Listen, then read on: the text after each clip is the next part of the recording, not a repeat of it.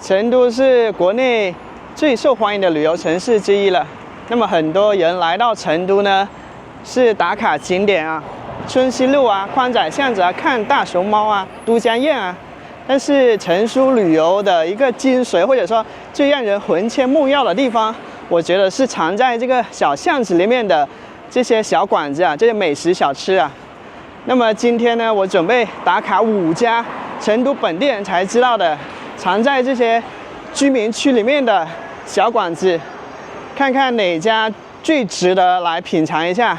昨天呢，我从南宁坐了6个多小时的高铁啊，来到成都啊，跟南宁很不一样。南宁大街小巷、街道边都堆放的是共享电瓶车，这边没有共享电瓶车，有共享单车，就是更环保也更健康啊。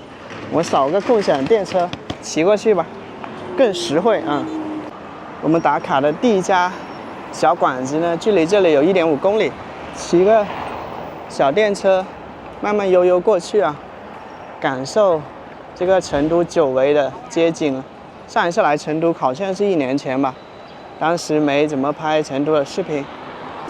从南宁来到成都，似乎这些行道树或者说路边的榕树变小株了许多，而且这边天气啊，就是跟重庆好像挺像的，就是很少能看到阳光吧，总觉得蒙了一层云雾在头顶上。这种骑着共享单车的景象在南宁是看不到的。到太古里了哈，我那个垃圾清扫车是差点撞到什么东西，有人嘿嘿嘿，赶紧制止啊！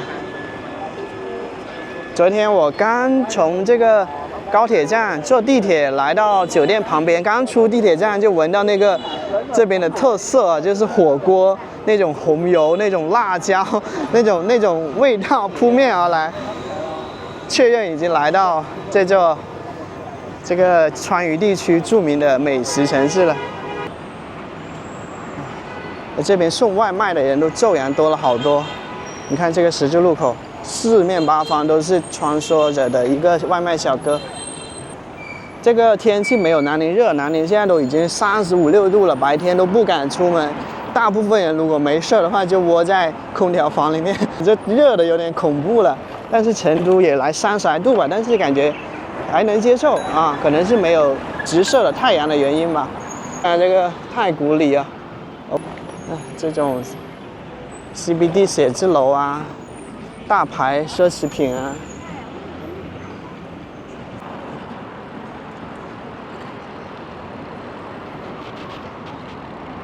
有看我最近视频的朋友知道，我可能有一段时间没拍视频了，因为一直在剪这些老片子嘛，过去没有发布过的一些库存的影像，比如说像欧洲巴尔干半岛的一些旅行游记啊，所以隔1个来月重新拍视频，好像是有点生疏了。不管怎么样吧，拍的好与不好，都会慢慢调整的，慢慢调整，越来越好吧。哦，这里就是太古里。哦，我想起来了，我来过一次这里。然后呢，这里有一个这种3D 屏幕吧，就晚上的时候啊，有一些人就站在对街那里看这个屏幕的一些特别引人注目的一些影像，仿佛是要装住屏幕的一些影像。好久没有骑过单车了，都是坐那种电瓶车或者摩托车。你看，各种火锅的一些底料啊，这是和重庆很像啊，都是一条街卖这个火锅底料的。像老妈兔头，我还没吃过这个，但是在川渝地区的话，特别是大城市啊，这种连锁店可以说特别常见。我的天啊，这个随处闻到那个火锅味儿，真的是一座火锅之城呀！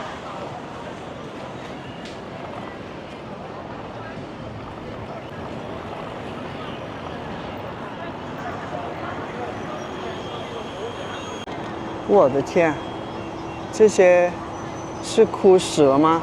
这旁边的都是绿色的，它就变白色了，什么原因呢？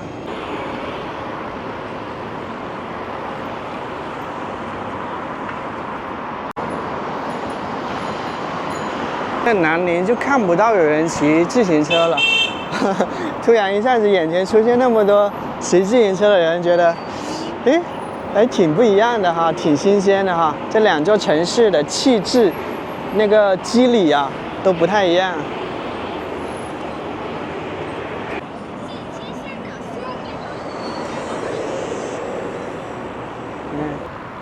朋友们，快到了，第一家我们吃什么呢？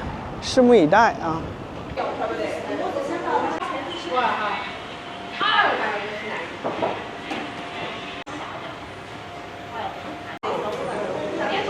招牌肥肠粉，小份、中份、大份，15元、18元、20元。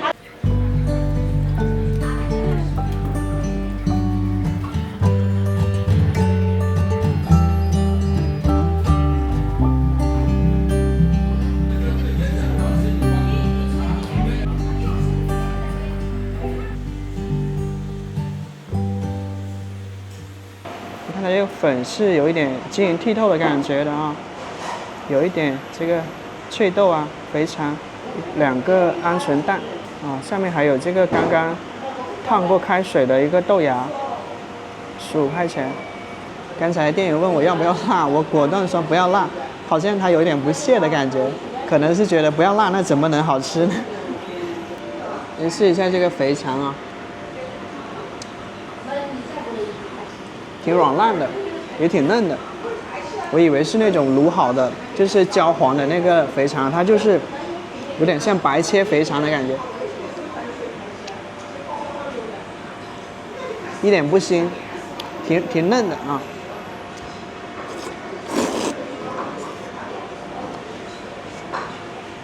这个粉非常的顺滑，试一点这个豆芽。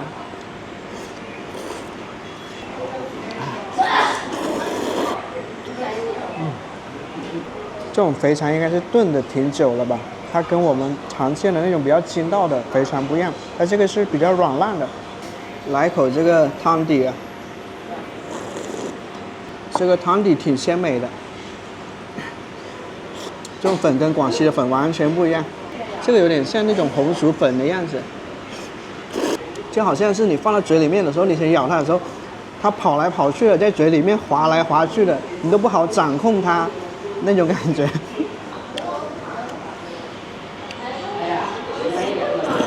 它里面还放了芹菜。这是今天的第一餐，我们继续第2家。据说他家的锅盔也是招牌，留点肚子吃别的吧。吃完第1家了，肥肠粉，这个肥肠还不错，一点都不腥膻，挺软烂的。而且它汤底也不错。那么吃第2家之前呢，我们先到处溜达一下，让肚子消化消化。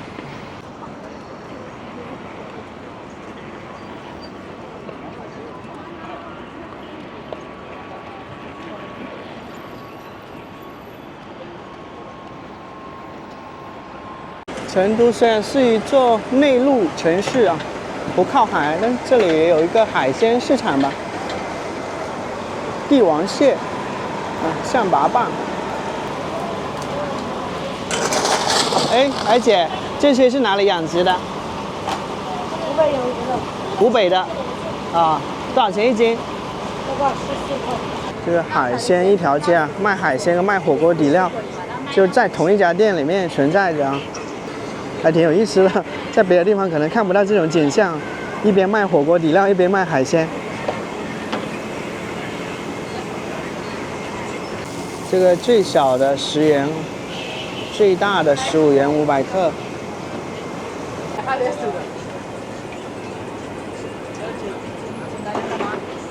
哇，这个卖小龙虾，热火腾腾的，从湖北潜江拿过来的海产，怎么感觉像是来到了湛江啊，或者是来到北海的感觉？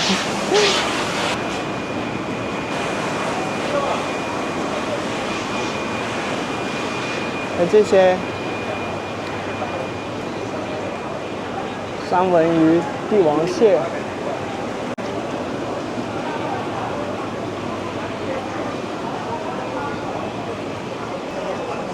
看一下这些螃蟹哈，肉蟹100元3只。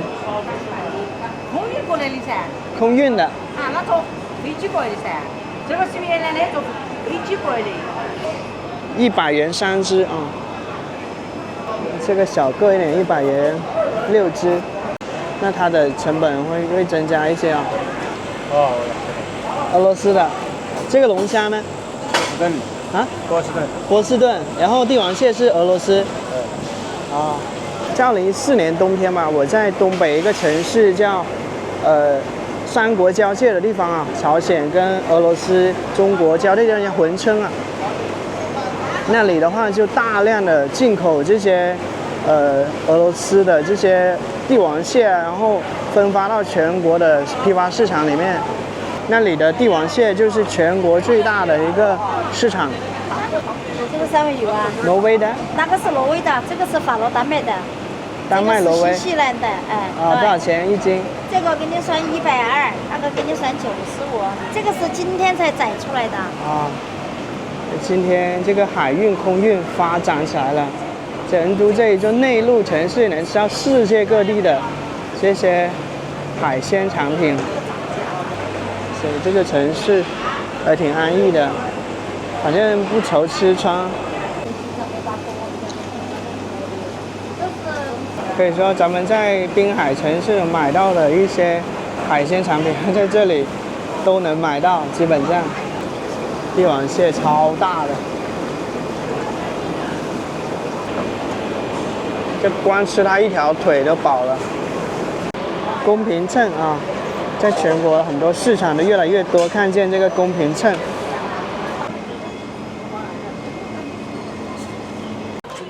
在海鲜市场边又有个农贸市场，五颜六色的水果、蔬菜，多彩的颜色，多姿的生活。到处都能看到这个兔头，我还没吃过这个玩意。离开成都之前，我一定要挑战一下。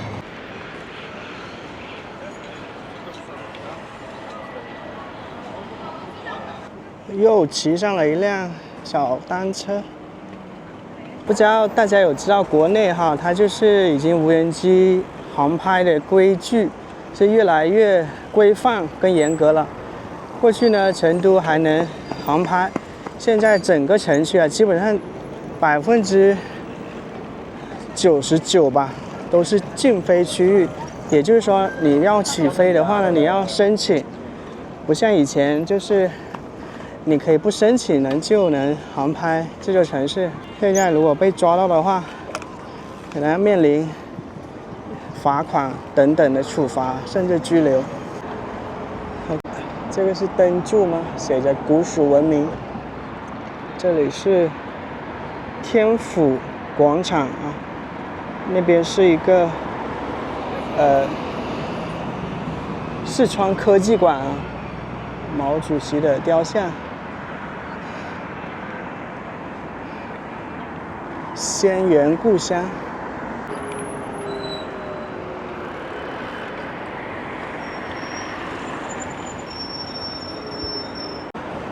在天府广场边上的成都博物馆，我们进去溜达一圈。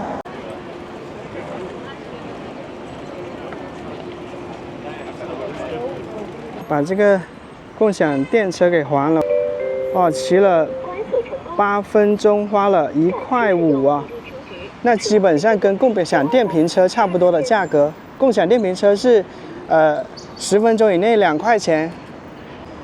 哇，这个建筑特别的宏大、雄伟，就是人站在其下就感觉一阵压迫感。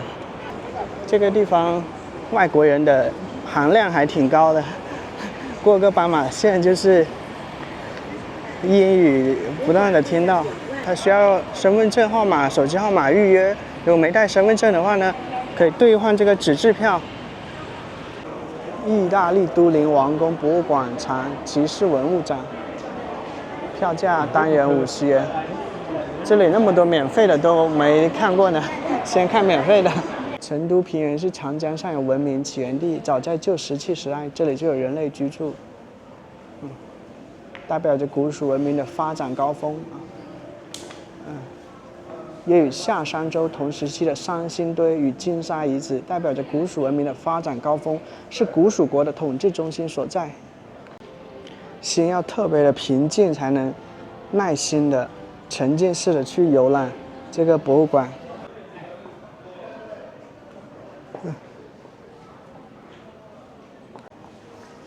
就是天气很热的时候，这个地方真的是个宝地啊！在这里不仅能避暑、蹭空调，还能修身养性啊，增长知识。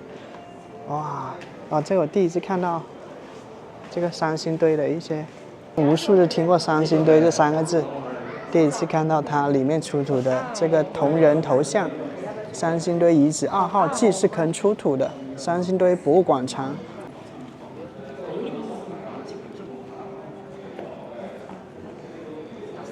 这个鼻子跟眼睛就很有那个彝族人的特征啊。我基本上每年都要去大凉山，所以我见过很多这种眼睛大大的，然后呢鼻子呢就是很立体，立体里面又带一点那个比较尖的感觉的。看，从侧面看一下，第一次近距离看到三星堆的文物啊。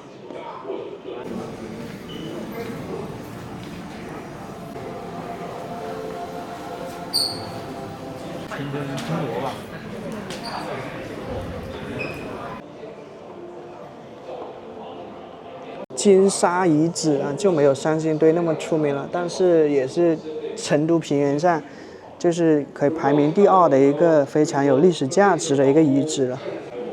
这是金沙遗址出土的玉矛啊，以广汉三星堆遗址为代表的三星堆文化，与以成都金沙遗址、12桥遗址为代表的12桥文化前后承继啊，是古蜀王国的辉煌时期，构成了中国古代区域文明。三星堆有很多经典文物被大家所熟知，比如说有青铜大力人、青铜神树，这个青铜人面具，包括大家在这里看到的铜人头像。我们今天的主要的专家学者会认为，当年的古蜀先民呢，他们虽然和外界有文化交流，但还是比较封闭。他们很想获取外界发生的信息和消息，用咱们今天的话说，他们想看得更远，听得更远，就诞生出这种千里眼、顺风耳的这种崇拜，所以说塑造非常夸张的眼睛和耳朵。我们很多朋友都知道，3200年前这个三星堆文化突然消失了。我们有的朋友会认为，这个四川多发地震，是不是爆发了地震、洪水这种天灾，三星堆才消失的？也有朋友想象力非常丰富，说那就是外星人离开地球了才消失的。实际上，我们今天会认为，应该是爆发了一场王权和神权的争斗，这才是导致三星堆文化突然结束的原因。如果大家有机会等到明年这个金沙遗址博物馆重新开馆之后，可以推荐大家去一下三星堆，再去一下金沙。大家就会发现，这2个文化、这2个遗址出土的文物有很多器形纹饰上的相似之处。实际上，我们现在认为它们就是。这也是三星堆出土的，叫玉杖。三星堆出土的铜铃、铜上背形挂饰，三星堆遗址出土的玉戈、石溪。战国晚期啊，成都天府广场东北侧出土的，也就是刚才我们看到的那个天府广场啊。有的朋友说，当时哪有犀牛啊？有的，当年在四川古代有犀牛，还有看到这里。有的朋友就转到这里就好奇了，说该兽形石雕长3.31米，宽1.38米，高1.93米，重约8.5吨。发现了17具床棺啊，是这个巴蜀时期当时流行的藏俗。战国时期的一个床棺。木书这个书都跟咱们今天用的是几乎没有区别，而其中最为重要的是木主人身比两个高的，可能是谁呢？就说回这个墓葬。我们各位观众朋友在金沙遗址分布范围约5平方千米，是继三星堆之后，在成都平原建立了新的古蜀国权力中心，以发现祭祀区、宫殿区、一般居止区、作坊以及墓葬区的出土大量金器、青铜器、玉石器、陶器、象牙等，尤以玉石器、金器最为出色。金沙遗址出土的玉璧。没放暑假，6月4号也不是周末啊。这个成都博物馆那么多的人参观，这里是介绍先秦到这个南北朝时期成都平原的一些历史的。这样是两汉、魏晋、南北朝。东汉25到22年陶楼。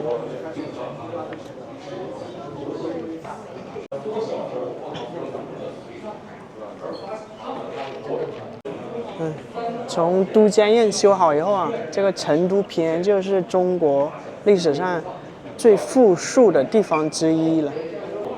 东汉时期出土的一些陶俑。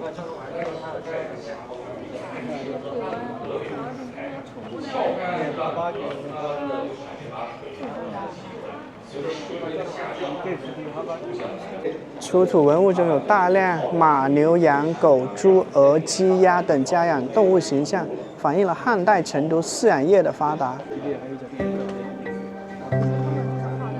这个是让我想起了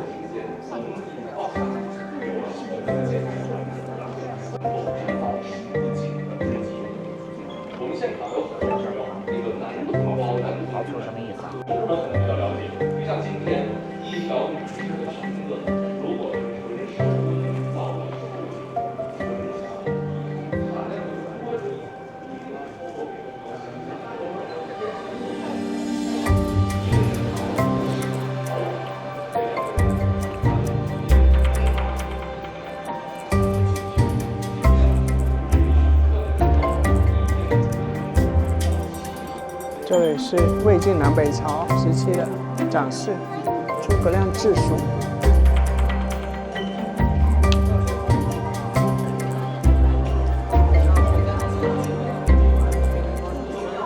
石辟协作。两晋南北朝时期的成都为连接长江中下游与南北丝绸之路的枢纽，南来北往的货物都在成都集散。成都生产以蜀锦为代表的丝绸制品，一直是输入世界各地的重要商品。丝绸之路还成为魏晋时期佛教传入中国的重要通道，大批高僧往来于此，成都的佛教因此而兴盛。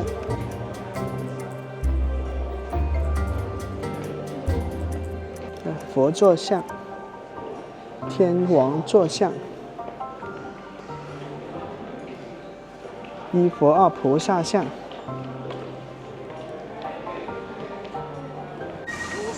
出发去吃今天第2家藏在小巷子里面的小馆子。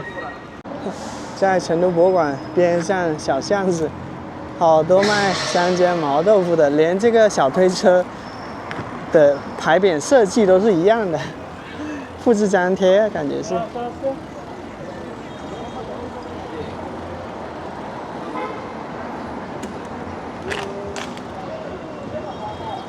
哦呦，前面这家卖什么牛肉饼，这么受欢迎？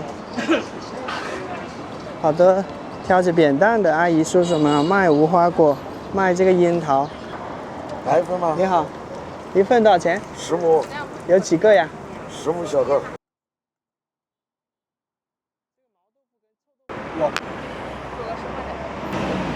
辣椒折耳根，哇，站在它10米开外就闻到那个煎烤牛肉的一个香气了。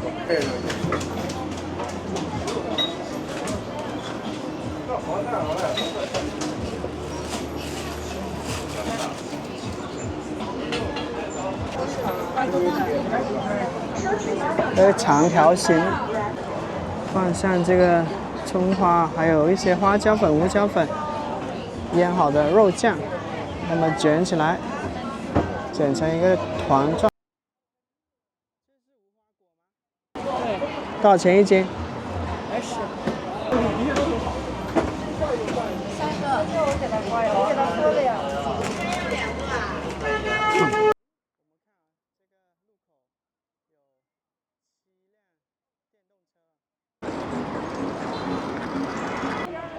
川军抗日阵亡将士纪念碑，身后是成都市人民公园啊。成都市是国内知名的这个安逸城市的代表之一啊，这是全国都出了名的安逸。这个地方为什么这么安逸呢？这么巴适呢？我们来公园去看看。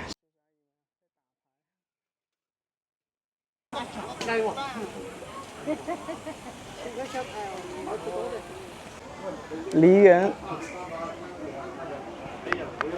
好像我在别的城市没有在公园里看到过有掏耳朵按摩的这个服务啊。成都安不安逸？来公园一探究竟。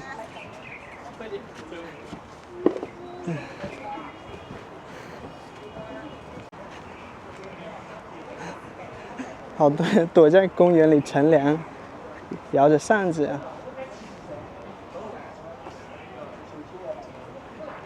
到在这儿坐319、309。哦，这是来路差不多。你是成都人吗？不是的，你哪里人？我们是资阳的。济阳的。哦，资阳姐呀。在这里打工。哦，对。啊，你觉得成都好不好？安不安逸？巴不巴适？巴适噻，肯定巴适噻。啊，巴适噻。挣的不多，一个月能挣多少2000多块钱，2000。够生活吗？啊，至于说生活，转入到1000多。环卫工人一个月休4天，工资2000多，不包吃不包住，还能每个月花完存1000块钱左右下来。老一辈人还是省吃俭用啊。小孩子跑呀，到处都是纳凉的人啊，真的安逸。这地方没有那种喧闹的广场舞、音乐啊，还挺安静的。抗日救亡，勿忘国耻。近些年常能听到不愧是川军的后代这种赞美之词啊。川军是出了名的，就是抗日战争期间，数百万四川子弟告别家乡，奔赴前线，许多人穿着草鞋出川，再也没有回来过。四川因此成为了全国出兵最多、牺牲最重的省份之一。民间至今流传的一句话：“无川不成军。”哦，我记得了，大概在2023年吧，我来过这里。哇天啊，一个公园这么热闹！哇，左边你们看，朋友们，成都安不安逸？公园里这么多竹椅、竹桌子，然后边上呢有各种按摩的、掏耳朵的一个服务啊，随叫随到，就是叫一杯茶，买一个小甜点啊，就在这里消磨一个下午。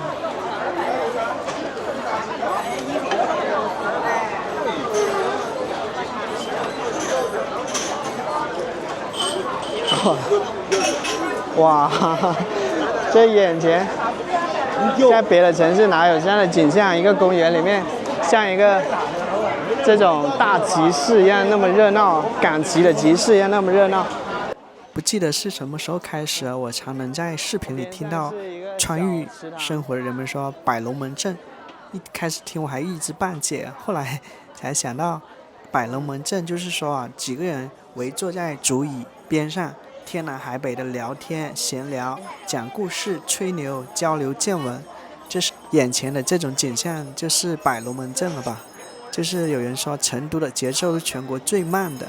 我们走进人民公园的茶馆，一把竹椅，一碗盖碗茶，3、5好友围坐在竹椅边上，就是一个悠闲的下午了。所以不难理解，有一些人吧，可能他在北上广深能挣2、3万，但是如果家在成都的话，他回来挣1万5，他也不愿意背井离乡离开成都去大城市打拼啊。这里的话，还是有家人啊，有朋友，还有这种归属感。更重要是这里有一种比较闲适的氛围吧，就是没有那种宏大的追求啊，要发财啊什么的，在这里就是图的就是一个安逸巴适。绵延好几百米呢，就没有一个桌子是空的作为休息啊。这个地方就是当地人闲下来了，只要今天是工作日啊，下午的2点多，天天都这样。天天都这样。对呀、就是来了就不想回去的城市了。他们我们都过得很悠闲的。啊、就是一杯茶就一天。一杯茶就一天，真的好悠闲啊。这地方啊，朋友们，你会看到洋洋洒洒的全是那个竹子的颜色，你知道吧？人头攒动的，有点夸张啊，说实话。就是没见过那么大阵仗的这个休闲的人群啊。成都比较让我印象深刻的，不是某一家小吃美食，也不是某一个景点，而是这里的人的这种生活方式或者说生活态度吧。他们让我看到，工作呢只是生活或者说生命的一部分，不是全部。这里的人似乎总有时间喝茶、聊天、晒太阳。当许多城市在追求更快的节奏的时候，成都人好像却在追求另一件事，把日子过得舒服。你理想中的生活是什么样的呢？对。就是有没有嗑着瓜子，喝着茶，再来点小甜点，西瓜啊、水果什么的，然后一坐就一个下午。一份茶16元到50元不等，根据茶的品种不同，价格不同。这个是我们的特色，采耳加洗耳，这个赠送按摩110，3种。你看，昆珠的饮用矿泉水都是萨熊猫哈，天府之国，可以可以。看你的耳朵。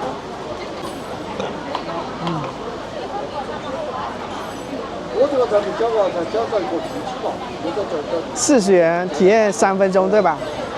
采耳30元，加一次性工具10元，40元。美女，你是本地人吗？本地的。您做这行多久了？7、8年了。啊，一直在这个公园里面吗？对。啊。就好多人说到成都，说这是很安逸的一个城市。去过很多地方，还是没有我们成都巴适。成都它休闲嘛，没有那么大的压力紧张。首先走到哪里都有吃喝玩的，看到了外面的人都是轻轻松松，不是那种急急躁躁的，说说笑笑的。它这个城市就是以旅游、吃喝为主嘛，就是玩乐。快价啊，12块。咕噜咕噜咕噜响，听到那个耳膜。都是耳膜。啊。好的耳膜，抛了啊。这里面东西不多。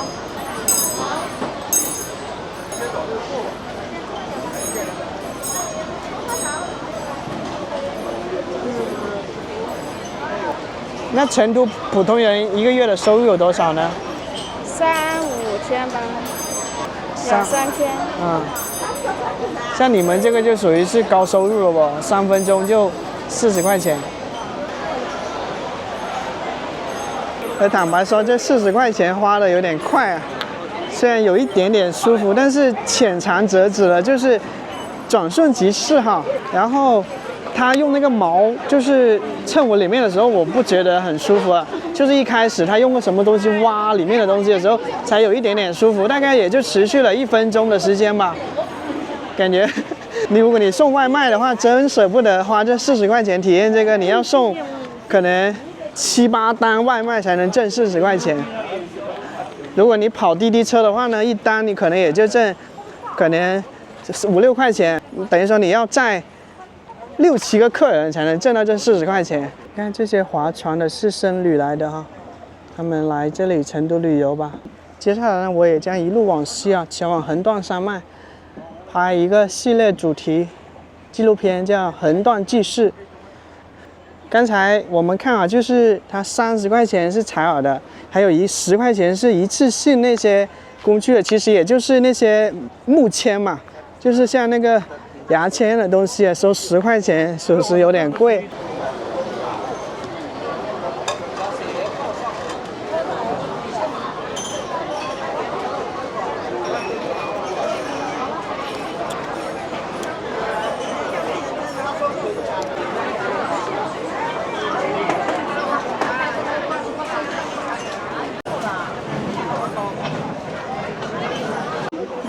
这就是里面茶的价格了，16元到50元不等。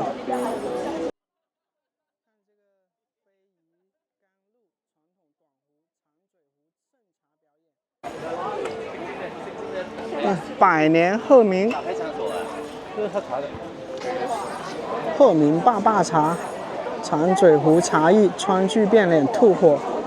成都市人民公园鹤鸣桥建于1923年，与鹤鸣茶社、鹤鸣牌坊浑然一体，是成都市人民公园重要景观建筑。鹤鸣桥就是这个。下了2、3点这个时候，以前茶社有一个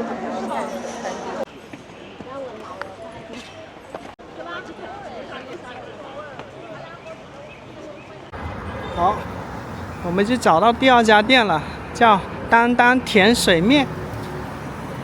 OK， 手机点餐，点了一个最经典的手工甜水面。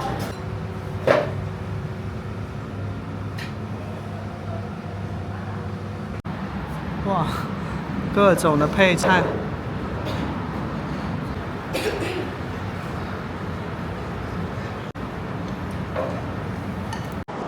店里面还卖这个成都串串。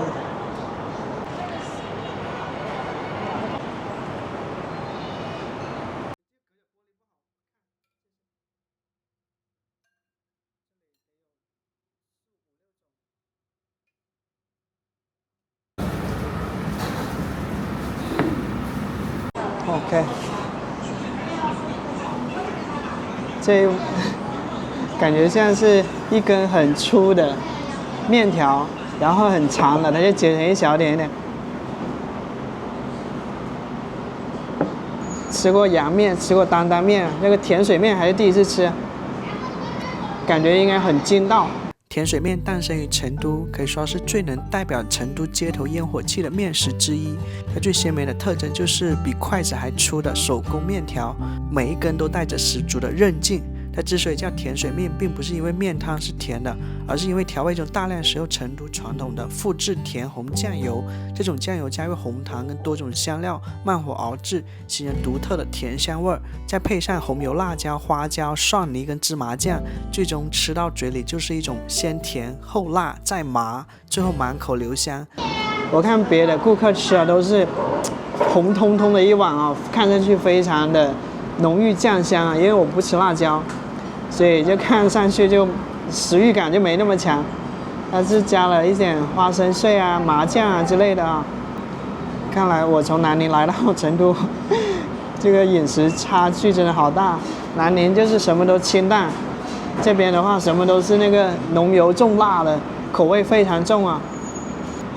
哦，好吃的，它是带一点清甜，这个面特别粗，但是很有咀嚼感。很筋道，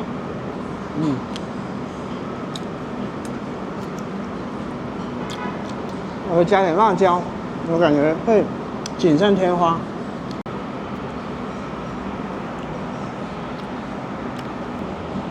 一咬下去，首先是感觉到甜甜的，其次呢，那个麻酱的香气就涌上来了，接着就到那个这种粗面条的那种筋道。就觉得如果你爱吃碳水的话，这个真的是很满足。吃这个要配那种碳酸饮料，会更给力、更得劲。吃到后面，感觉有点像吃麻酱、甜麻酱跟花生碎，因为这个粗面条它的你看它裹得满满的这种酱汁，就甜的。就因为它是甜的，所以叫甜水面是吧？面全吃完了，你看剩那么多麻酱、花生碎，可能我没有搅拌均匀吧，挺好吃的啊。下次又来哈。好。吃完第2家小馆子，我们现在找第3家。这2家真的是藏在一个比较陈旧的小巷子里，是不是成都一年里大部分时候就是这种？又不像是阳光明媚，又不像是阴天，厚厚的云。哇，我是第一次看到车现场啊！刚才撞了一下，嘣的一声撞到它后备箱了，一辆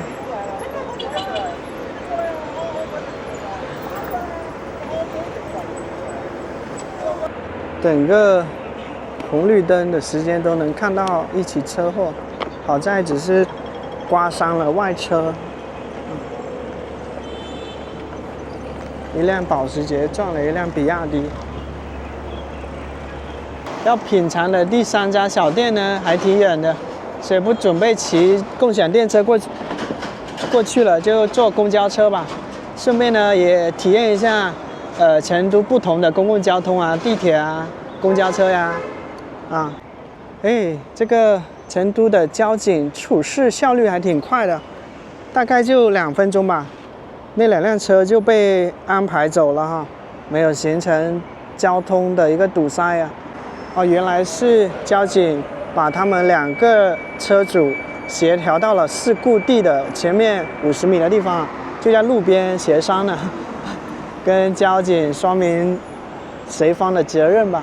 我以为都是要调取监控啊这种来看的，这个说的话你永远说不清啊。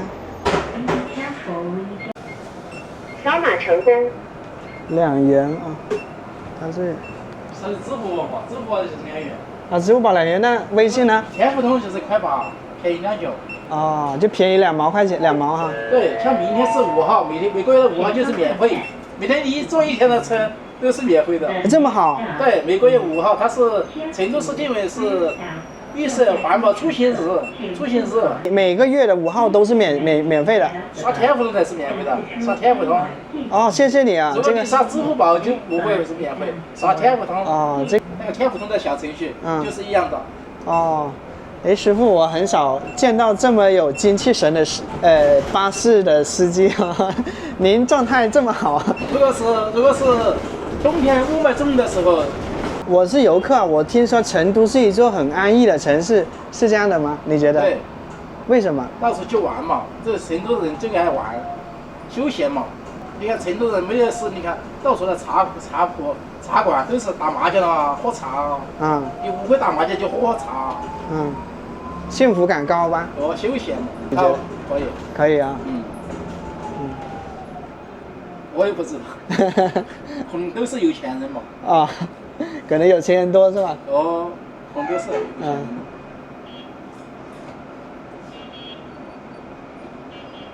天府广场这就天府广场。你们是哪里来旅游的？第一天来到成都啊。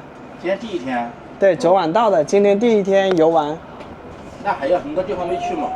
对，但我以前来过2、3次了。你没去过四姑娘山？对，西岭雪山、峨眉山去过1次。峨眉山，他们说峨眉山很凉快，像现在这里热，你就往那些山上走，这就很凉快。对，我就是去避暑的。四姑娘山这么近，你怎么就没去过呢？这么忙吗？工作？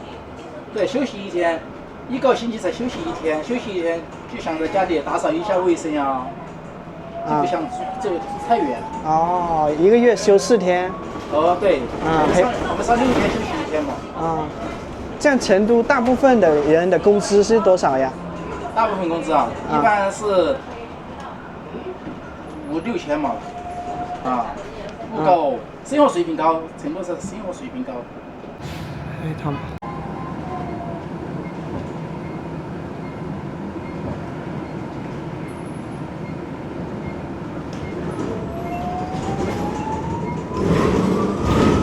你看都不用那个木头的脚手架，都是铁的啊。坐公交车25分钟啊，就是探访一家藏在巷子里面的小店。路过一个老小区吧，也感觉里面环境很绿化，所以进来看一眼。这是没那么市中心的一些成都老小区了。这是过去成都的样子吧，代表了。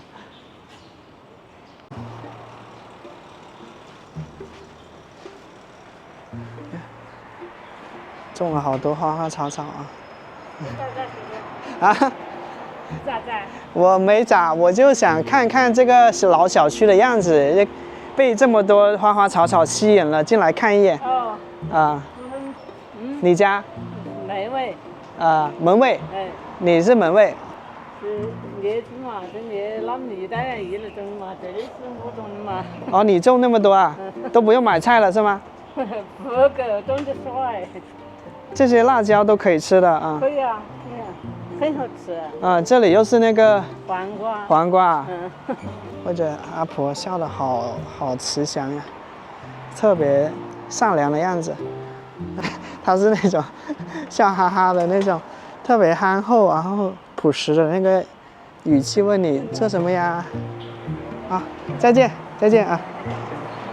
距离那个小店还有300米，还有1个月就到暑假了啊！暑假培训机构的朋友们，这辆是什么车呢？这里就相当的远离成都的一个旅游区了，比较少能看到游客的身影了。在这边路过这个地方，感觉衣服都染上烧烤味儿，不对，火锅味儿。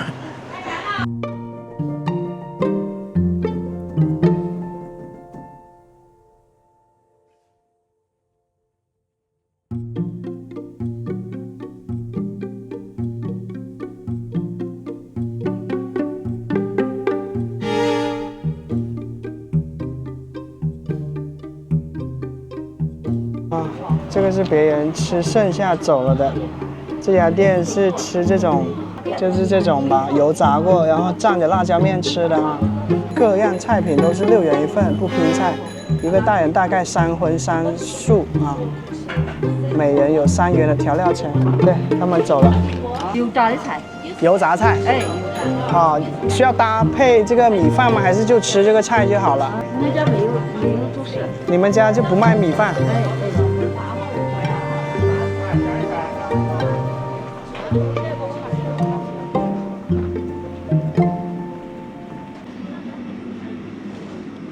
剪发15元。南门黄娘甜不辣无分店，第一次看到一个店还特别强调我自己没有分店的，就是因为它下面有好多。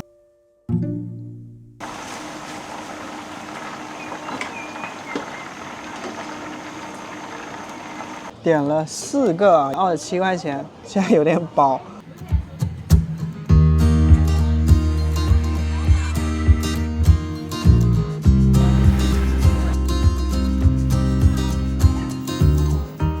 每个都是6块钱一份。这个是鸡尖，然后那个米凉粉，我不知道是不是这个，应该是这个吧。还有这个是牛肉。它有2种调味料哈，一种好像是那个液体状的辣椒面，这个是干粉状的。先试一下这个牛肉吧，不蘸辣椒面。好，这个油豆皮裹上这个咸咸甜甜的辣椒面，还挺不错的。还可以。这个辣椒面是以甜为主的，以咸为辅的，挺滑嫩的。这个油豆皮啊，我试一下这个，这个叫米凉粉，到底是什么东西？是一种粉吧，细细的，好像是。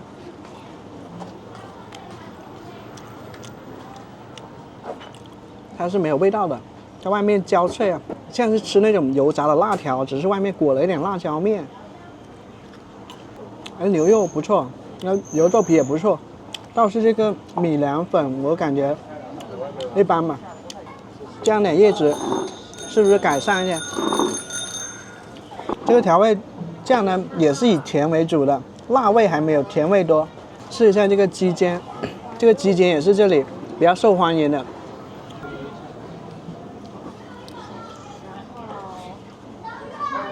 这个鸡尖这样吃还不错。附近的小朋友放学了啊，我比较喜欢吃这个油豆皮，蘸少一点这个辣椒面。成都人吃辣，它是居然带一点甜味儿的，这辣椒面甜多过辣。牛肉啊，基本没有味道，它的味道来自于这个蘸酱。附近的居民啊，人来人往的啊，接送小孩放学的啊，其他都吃完了，就剩这个凉米粉。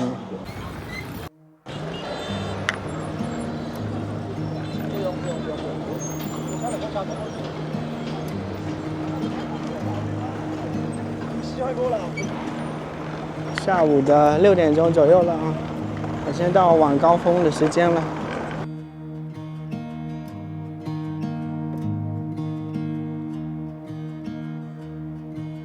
这就是四川大学啊，久闻大名啊。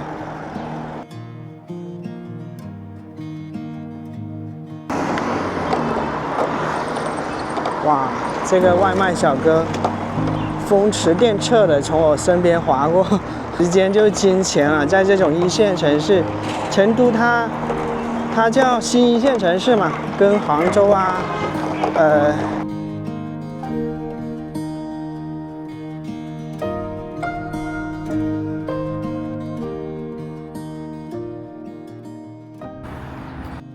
这是成都的南河。成都不像重庆啊，有那种大江，就是那种嘉陵江啊、长江啊，这种比较有地理代表性的一些大江穿过。成都都是一些小江小河吧，所以这座城市什么都好，就唯一遗憾就是没有一条这个绿丝带的江河贯穿啊，不然的话，如果说它这里有很美丽的这个江景啊。在江边散步啊、骑行啊，像南宁一样哈，有邕江那种穿城而过的话，那这座城市真的是锦上添花，更加的美丽。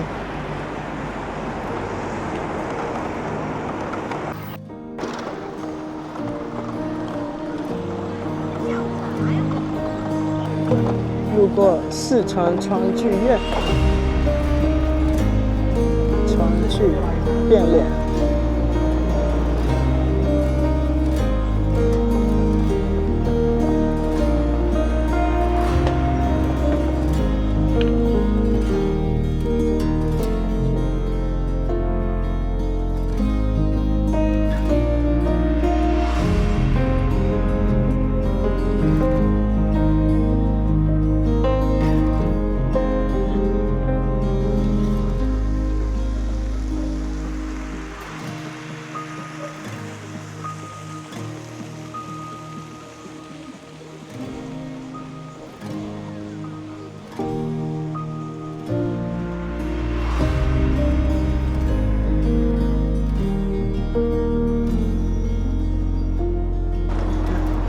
有大都市的感觉，人流，这些玻璃幕墙写字楼哈。共享自行车的起步价是10分钟内1.5元，时长每超出10分钟外，每15分钟加收1元。这就是成都最出名的步行街啊，春熙步行街，游客购物的地方吧。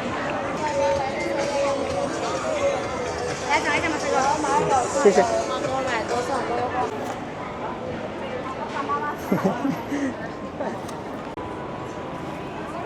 多少钱一个？有15一个，香辣、麻辣和五香3种口味。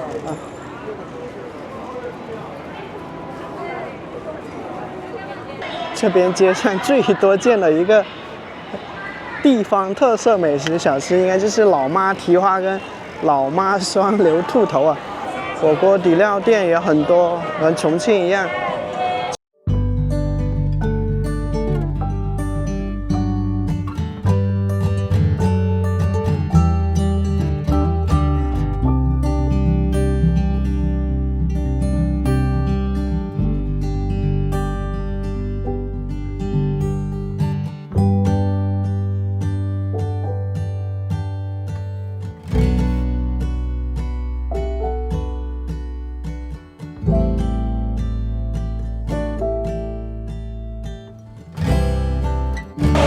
冰箱贴、小挂件。现在走回酒店，路过它成都最出名的商业步行街啊，春熙路。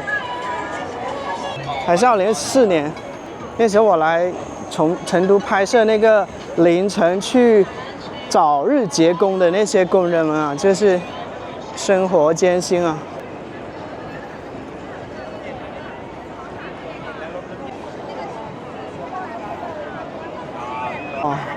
大家都在拍这个大熊猫啊，这个就是成都的名片了，在很多的宣传片啊、视频、图片里面，但凡刷到成都的，很大概率就是以这个为背景啊，这个为这个宣传图了。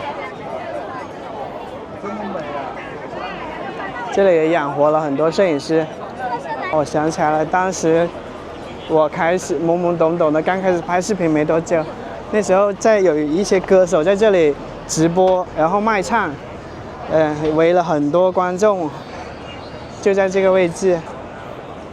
成都春熙，你是有多少亿位来这里打卡的人？这里就是最游客的成都最游客的一面，旅游区的一个中心了。这个大熊猫真的是点睛之笔啊！如果少了这个熊猫的雕像的话，这里就是稀松平常的一堆钢筋混凝土的CBD 商业区啊。多了以后呢，一下子就像是有了灵魂啊！估计当初设计这个熊猫的人都成为了整个城市的英雄了吧，或者整个城市的一个功臣了。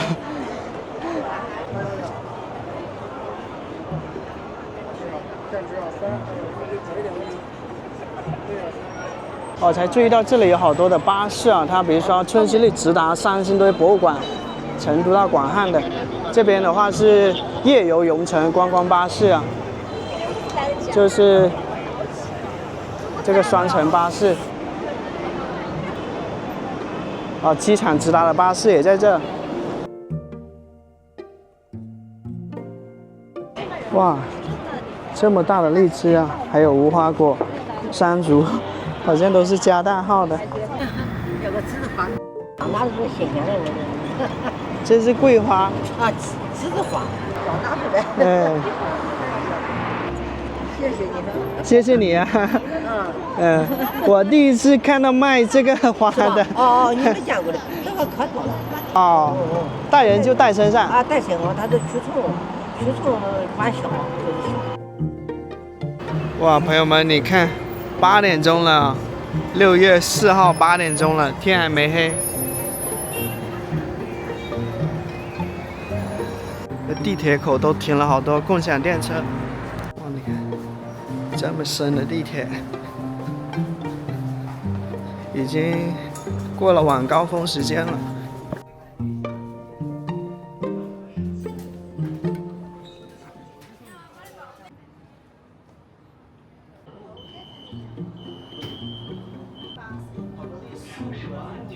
民属王陵啊，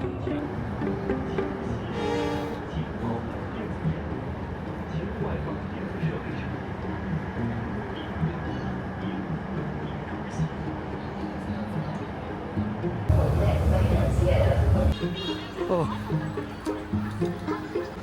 朋友们，真的是从白天吃到黑夜，现在第4顿，第5顿还能不能吃得下还不知道。今天原想一口气品尝成都老社区里面的这些小馆子，但是因为现在这个片子已经1个小时了，所以呢，接下来的内容呢，我们就后面再分享了。谢谢你的收看，我们下期见。哇，这么大一盘！